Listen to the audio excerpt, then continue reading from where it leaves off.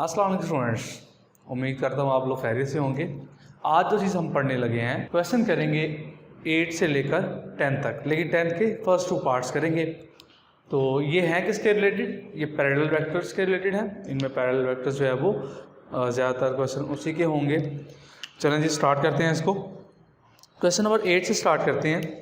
Question number 8 में है, if you V W represent the sides of a triangle, find the value of z। u vector दिया हुआ है। अच्छा, मैं इसका डायरेक्ट सोल्यूशन लिख रहा हूँ यहाँ पर।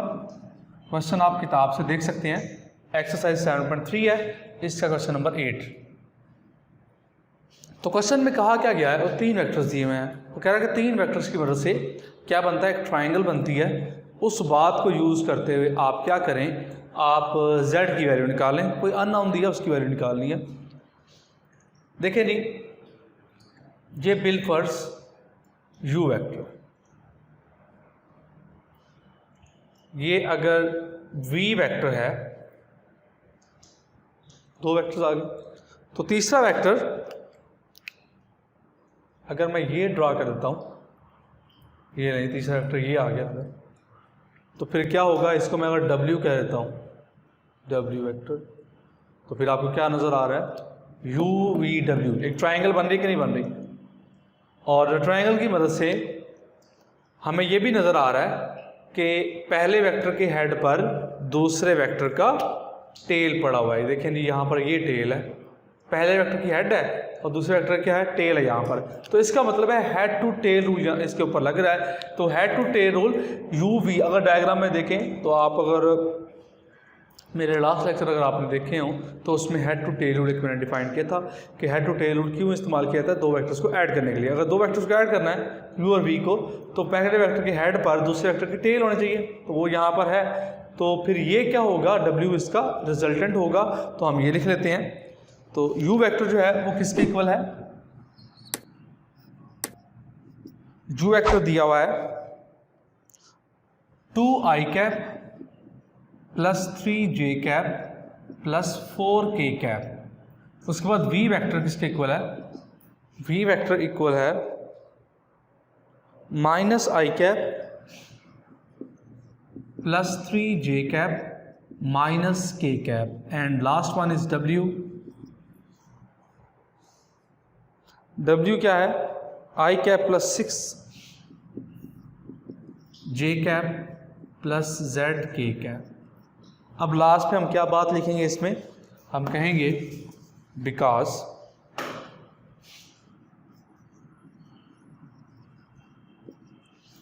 u v and w represent the sides of the triangle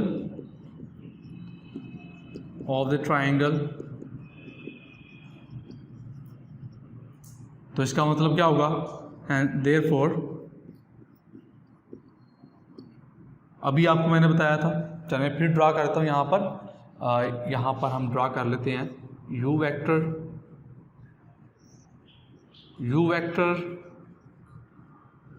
v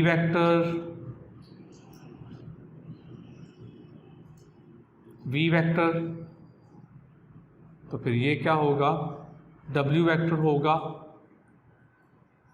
और ये u और v को ऐड करके आएगा, u plus v equals to w vector. अब u वेक्टर क्या है, यहाँ पर हम ये वैल्यूज पुट कर देते हैं। u वेक्टर है 2i cap plus 3j cap plus 4k cap plus v vector minus i cap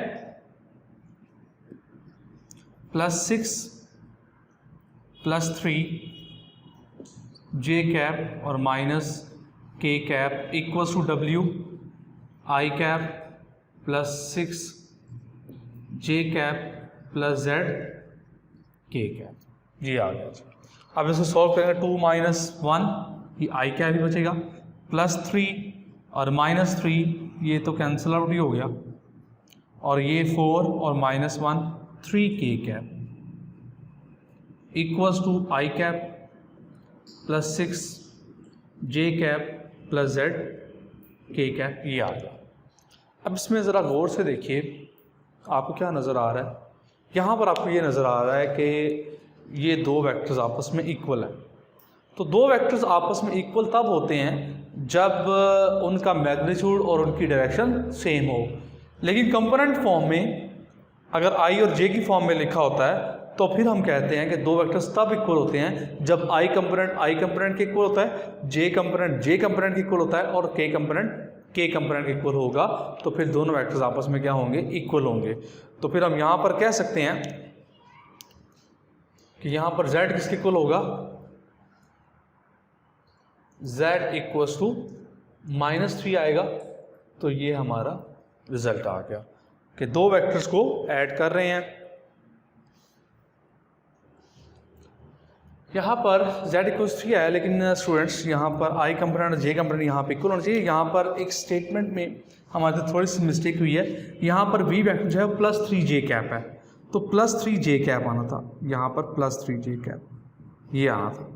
तो फिर यहाँ पर जो बनता है वो हमारे पास आएगा, ये कटेगा नहीं, अब ये 3j कैप है और यहाँ पर क्या आएगा, आई कैप 2i कैप माइनस आई कैप, ये आई कैप आएगा और ये 3 और 3 +6 जे कैप आदि कटा नहीं है, क्योंकि यहाँ पर मिस्टेक से हमने यहाँ माइनस का लिख दिया था, लेकिन माइनस का नहीं था, प्लस का था।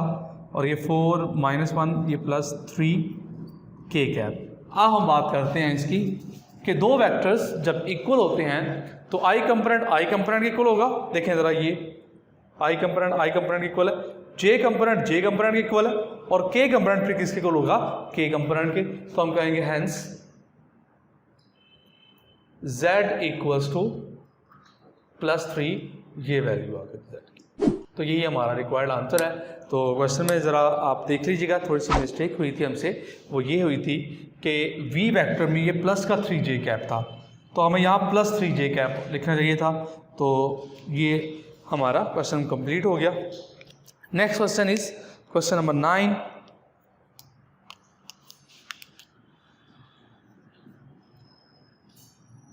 स्टेटमेंट में लिखा हुआ है कि the position vector of the point A B C and D are given, show that A B is parallel to B C, A B is parallel to D C. We have to prove that A B is parallel to D C. हम कब कह सकते हैं कि A B parallel to D C होगा? दो vectors तब parallel होते हैं जब दोनों के दरमियान कोई नॉन जीरो स्केलर नंबर हमें मिल जाए। अगर दो वेक्टर्स के दरमियान कोई नॉन जीरो स्केलर नंबर मिलेगा तो हम कहेंगे वो वेक्टर्स आपस में पैरेलल हैं।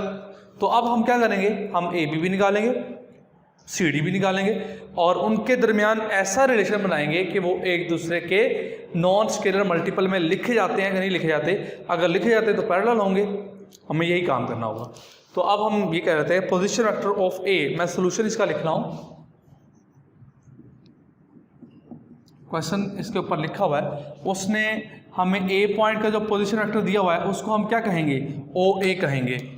तो ओ ए जो दिया हुआ है, उसने ओ ए पोजीशन वेक्टर दिया हुआ है, उसको हम लिख लेते हैं जी 2i कैप माइनस जे कैप प्लस के कैप, 2i कैप माइनस जे कैप प्लस के कैप। और ओ बी जो दिया हुआ है पोजीशन वेक्टर ऑफ बी, वो दिया हुआ है 3i कैप प्लस जे कैप, 3i कैप प्लस जे कैप। और ओ सी का पोजीशन वेक्टर जो दिया हुआ है वो दिया हुआ है 2i cap plus 4j cap minus 2k cap.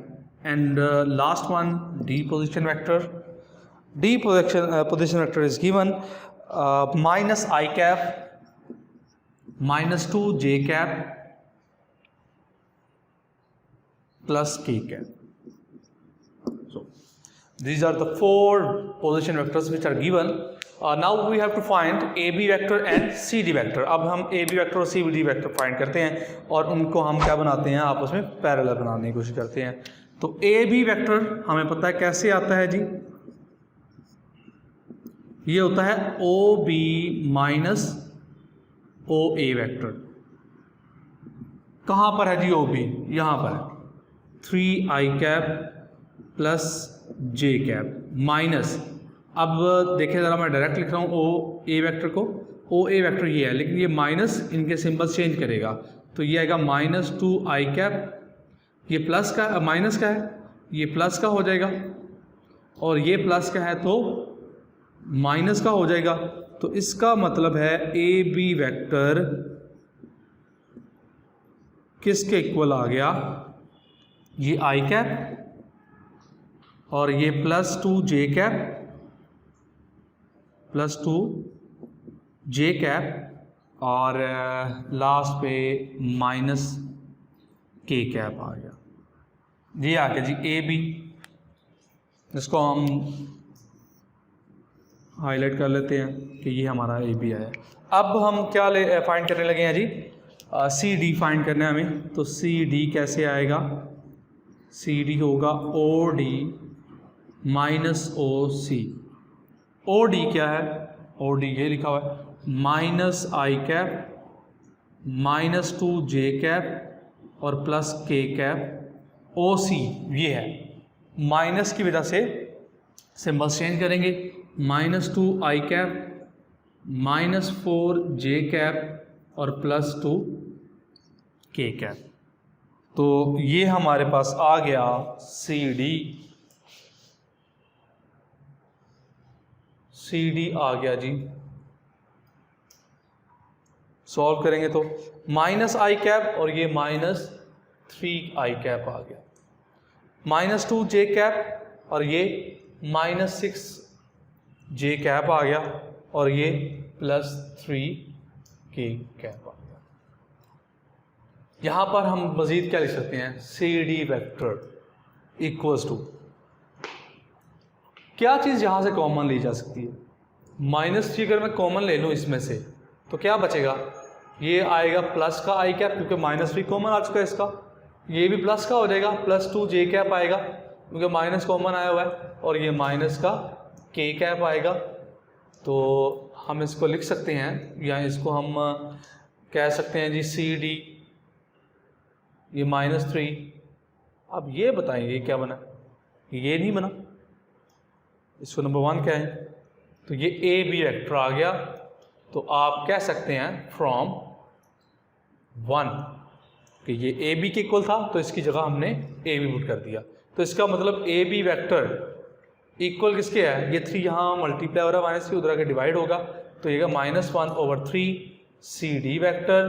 तो हमने ए बी को सी डी के साथ किसी स्केलर मल्टीपल के साथ लिख दिया। इसका मतलब क्या हुआ, इसका मतलब ये है कि A B is parallel to C D, कि जब ए बी कैसे आता है, जब सी डी को -3 के ऊपर डिवाइड किया जाता है तब हमारे पास क्या आता है ए बी। तो इसका मतलब ए बी सी डी के क्या हो गया, पैरेलल हो गया। नेक्स्ट वन जी क्वेश्चन नंबर 10। क्वेश्चन नंबर 10 की स्टेटमेंट मैं पढ़ रहा हूँ पहले। We say that 2 vectors W and V and W, सबसे पहले इस स्टेटमेंट में उसने लिखा हुआ है कि 2 वेक्टर्स पैरेलल कब होते हैं। उसने V और W कहा हुआ है, उसने कहा है कि वेक्टर पैरेलल तब होंगे जब उनके दरमियान कोई नॉन जीरो स्केलर होगा। लेट्स सपोज आप उस स्केलर को लैम्डा कह देते हैं, म्यू कह दे, लैम्डा कह दे, जो मर्जी कह सकते हैं, उसमें तो कोई मसला नहीं है। और पहले उसने स्टेटमेंट लिखी है पैरेलल वेक्टर्स क्या होते हैं, उसके बाद उसने कहा कि ऑपोजिट वेक्टर्स क्या होते हैं। तो ऊपर सिर्फ उसने स्टेटमेंट लिखी है कि V और W पैरेलल कब होंगे, जब उनके दरमियान नॉन जीरो स्केलर होगा। यही बात हमने इसमें की थी और यही बात हमने डेफिनेशन में की थी। और ऑपोजिट वेक्टर्स कब होते हैं, जब उनकी मैग्नीट्यूड इक्वल होती है लेकिन उनकी डायरेक्शन ज़रा ऑपोजिट होगी। तो अब पार्ट नंबर 1 इसका देखेंगे 10th का फर्स्ट पार्ट। उसने कहा है कि find 2 vectors of length 2 parallel to the vector V।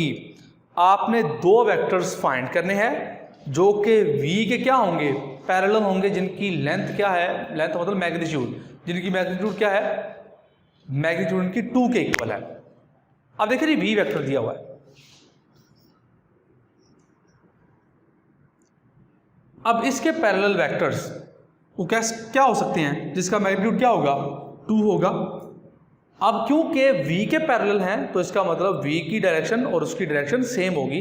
तो हमने ये कहा था जब वेक्टर हम निकालते हैं तो मैग्नीट्यूड को मल्टीप्लाई करते हैं डायरेक्शन के साथ, क्योंकि डायरेक्शन उसकी v के ही अलॉन्ग होगी, तो इसलिए v कैप आएगा।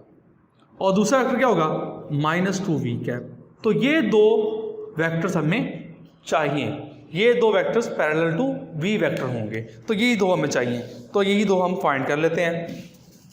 तो सॉल्यूशन देखिए जी, बहुत easy.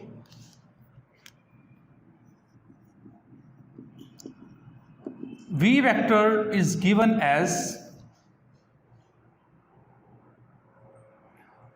2i cap minus 4j cap plus 4k cap, क्योंकि वेक्टर इसके पैरेलल है तो डायरेक्शन तो इसी की यूज होगी।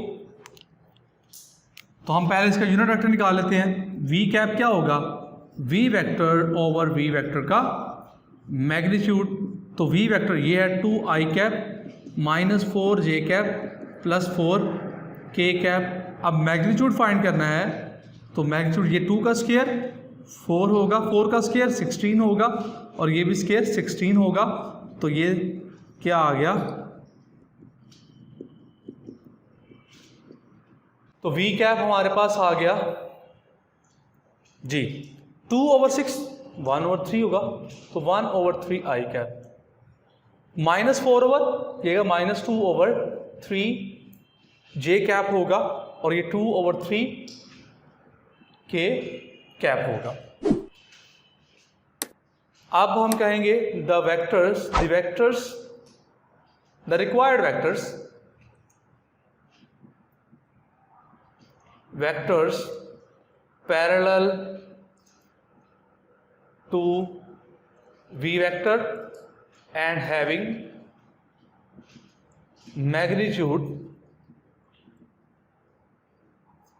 2r। वो वेक्टर कौन से होंगे, 2, एक ये होगा जो मैग्नीट्यूड है 2, तो ये 2v 1/3 i cap -2/3 j cap plus 2/3 k cap. तो ये आ जाएगा 2/3 i कैप -4/3 j कैप और प्लस 4/3 k कैप। ये एक आ गया। दूसरा होगा -2, उनके पैरेलल वेक्टर्स हैं वो डायरेक्शन में तो ऑपोजिट भी हो सकते हैं। ये देखें ये इस तरह से है, ये v है तो इसके पैरेलल ये हम कहते हैं, और ये कह रहे थे ये दो वेक्टर्स के पैरेलल होंगे। एक को माइनस के साथ मल्टीप्लाई करने से आता है, एक को प्लस के साथ मल्टीप्लाई करने से आता है। तो ये -2/3 i cap plus 4/3 j cap -4/3 k cap. ये दो वेक्टर्स हैं जो कि v के पैरेलल होंगे। तो ये था हमारा आज का लेक्चर। लेकिन चैप्टर नंबर 7 हमारा वेक्टर्स बहुत आसान है, जिसको हमने पहले शुरू किया हुआ है, लेकिन इसके क्वेश्चन साथ साथ करते रहेंगे तो आपको समझ आती रहेगी। और अगर क्वेश्चन करना छोड़ देंगे कि कोई टॉपिक छोड़ देंगे तो आपको नेक्स्ट समझ नहीं आएगी। तो इसका पार्ट नंबर हमारा 1 ही हुआ है। आज का लेक्चर हमारा इतना ही था। 8 क्वेश्चन किया, 9 क्वेश्चन किया और 10 का फर्स्ट पार्ट किया। नेक्स्ट हम जो 10th के मज़ीद जो पार्ट्स हैं 3 नेक्स्ट वो अटैम्प्ट करेंगे। तो अगले लेक्चर में मिलेंगे जी। वीडियो को लाइक करना और शेयर करना ना भूलेगा। चैनल को सब्सक्राइब करें। मिलते हैं जी नेक्स्ट लेक्चर के साथ। अल्लाह हाफ़िज़।